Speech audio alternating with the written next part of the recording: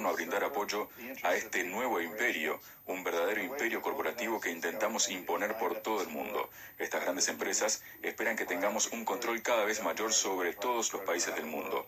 El gobierno de Estados Unidos, incluyendo sus embajadas, el Pentágono, los servicios de inteligencia, están al servicio de las grandes empresas, de los grandes grupos económicos. Algunos países de América Latina también han sido el blanco de, digamos, esos intentos de golpes de Estado. Sin embargo, no han tenido éxito en los países como, por ejemplo, Venezuela, Bolivia o Ecuador. ¿Por qué? El hecho es que Chávez estaba preparado para esto y estaba en condiciones de enfrentar esta situación. En ese momento, Bush no creyó poder hacer nada más, ya que estaban concentrados en Irak y Afganistán, y por miedo a perder el petróleo de Medio Oriente no creyó prudente hacer algo más drástico que empeorar a la situación de Venezuela, por lo que no hizo nada.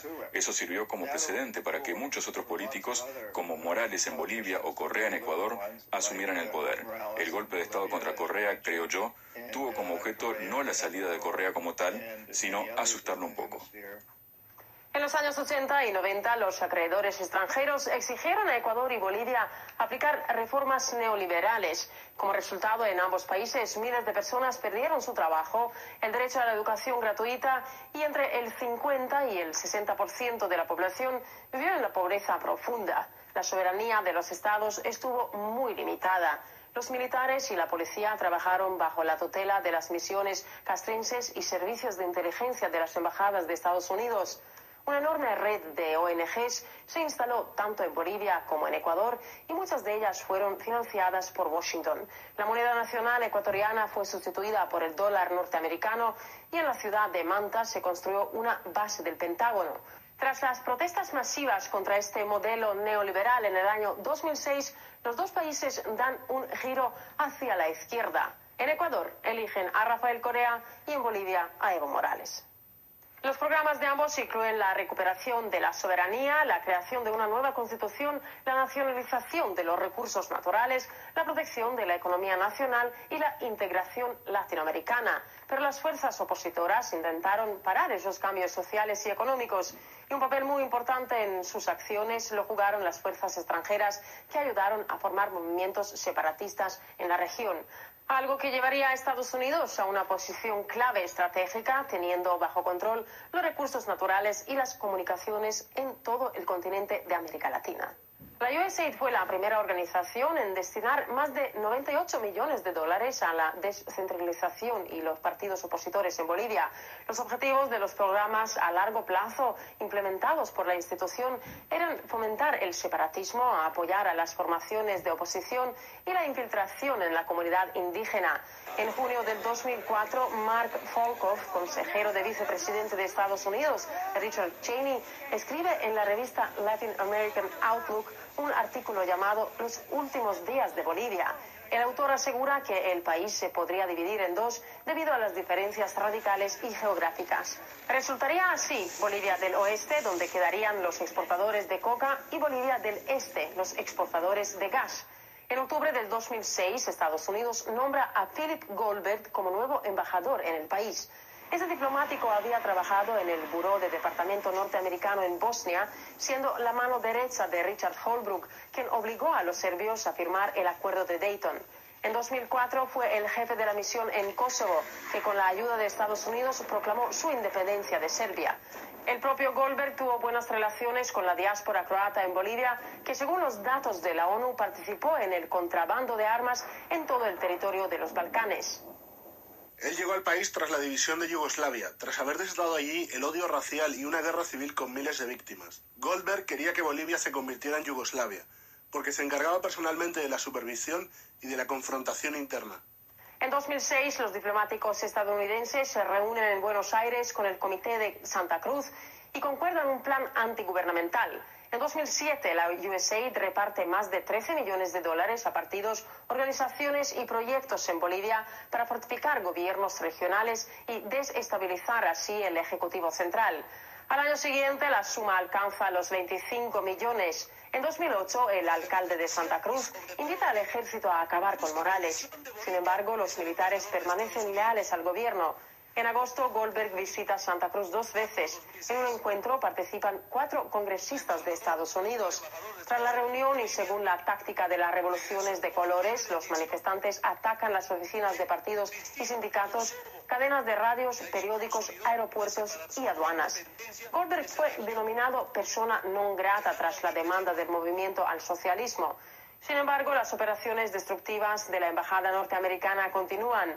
En abril del 2009 liquidan a un grupo de terroristas procedentes de Europa en uno de los hoteles en la ciudad de Santa Cruz. Su principal objetivo era asesinar al presidente Evo Morales. Entre los partidarios de los terroristas se encontraban bolivianos que estaban en contacto con el personal de la USAID. Cuando se inició la investigación, la mayoría de ellos huyó a Estados Unidos. En agosto del 2011, el gobierno boliviano anunció la expulsión inevitable del país a los representantes de la entidad para poner fin a sus acciones subversivas. Esta estructura del gobierno de Estados Unidos permanentemente nos conspira, permanentemente nos provoca, financia a nuestros opositores, usan algunas empresas, usan como punta de lanza a los opositores. Cada país, cada presidente tiene su opositor, pero agentes externos o embajadores o diplomáticos no pueden estar ahí conspirándonos. A eso se debe la expulsión de la embajada de Estados Unidos, a eso se debe la expulsión de la DEA de Estados Unidos, pero también USAID. Se reveló la información sobre el intento de la infiltración en territorio de Bolivia de la banda terrorista formada de los agentes de la CIA de distintos países de Europa de Este y de Oeste. Casi todos sus miembros de la banda habían participado en la guerra de los Balcanes. Una parte de los terroristas fue eliminada tras la operación especial de la policía boliviana. El resto fue llevado al juicio después de 3 años de la investigación. Cabe señalar también que los 17 de los 39 miembros lograron escapar de Bolivia y ahora se esconden, ¿dónde? En Estados Unidos.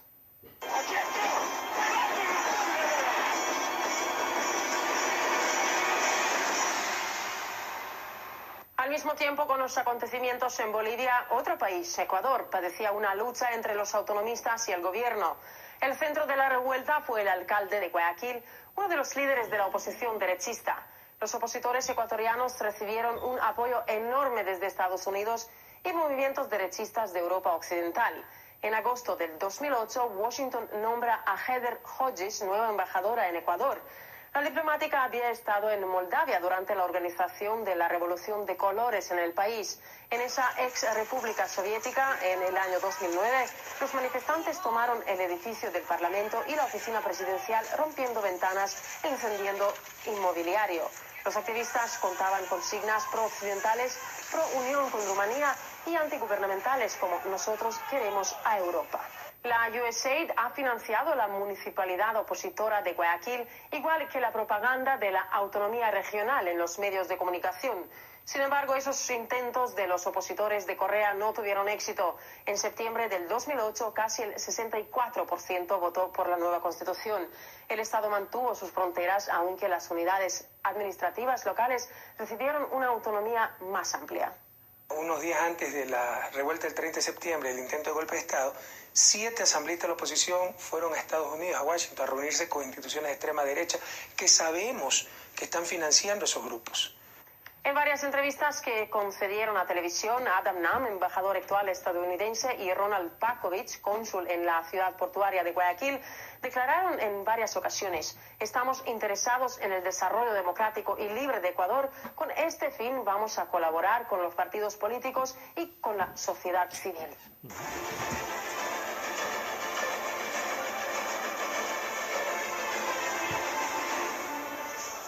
A la lista de los estados cuyas revoluciones fueron importadas puede añadirse Ucrania.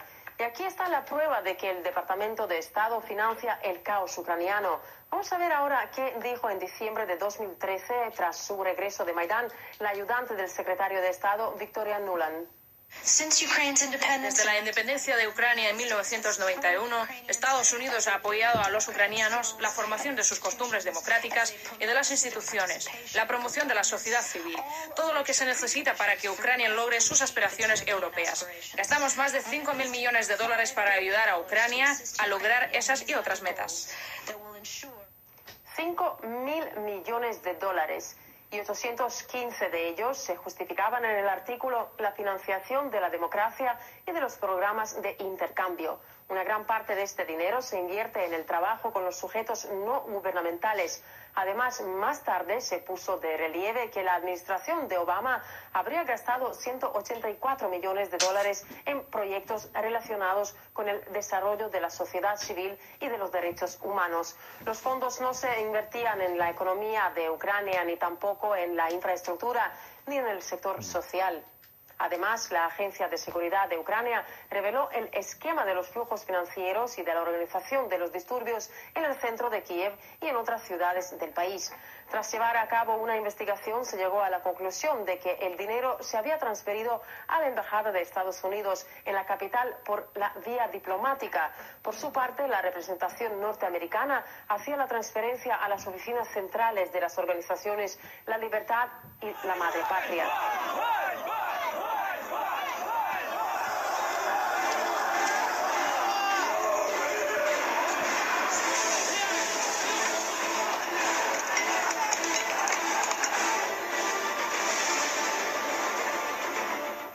Para investigar la influencia de diferentes organismos de Estados Unidos en Ucrania, vamos a conectar con Natalia Dmitrienko, la líder del Partido Progresista y Social de Ucrania. Natalia, muy buenos días. ¿Cree usted que las revoluciones llevadas a cabo en Serbia, en Georgia, ahora podemos decir en Ucrania también, e intentos de hacerlos en algunos países de América Latina, fueron organizadas por la misma gente? Es absolutamente cierto. Su organización, financiación y coordinación vienen del mismo centro que se encuentra en Estados Unidos. ¿Y cuál es el papel de las organizaciones como, por ejemplo, USAID en la organización de esas revueltas?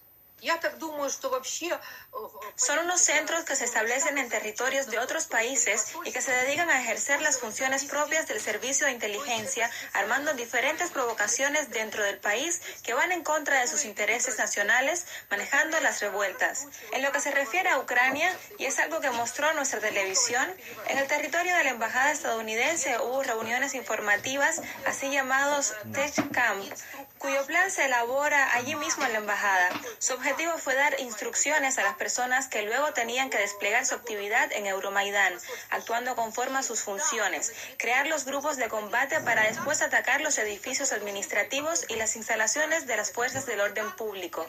Ese fue el siniestro papel que jugó la embajada de Estados Unidos en todos estos acontecimientos. ¿Podría ser Rusia el objetivo del próximo ataque? Hay que destacar que en un futuro próximo se producirá el relevo del embajador estadounidense en Rusia. El Departamento de Estado todavía no aprobó la nueva candidatura, pero la lista de aspirantes incluye a 3 personas que fueron embajadores en Ucrania. A principios de febrero, Michael McFaul dejó su puesto de embajador en Moscú. Según opinan varios politólogos, ese diplomático es el que más escándalo ha provocado en toda la historia de las recientes relaciones entre Rusia y Estados Unidos. Algunos de los países que hemos mencionado viven sus tiempos postrevolucionarios. Otros están en las calles manifestándose. Y algunos tienen un aviso, que todos somos vulnerables y que una nueva revuelta puede suceder en cualquier momento.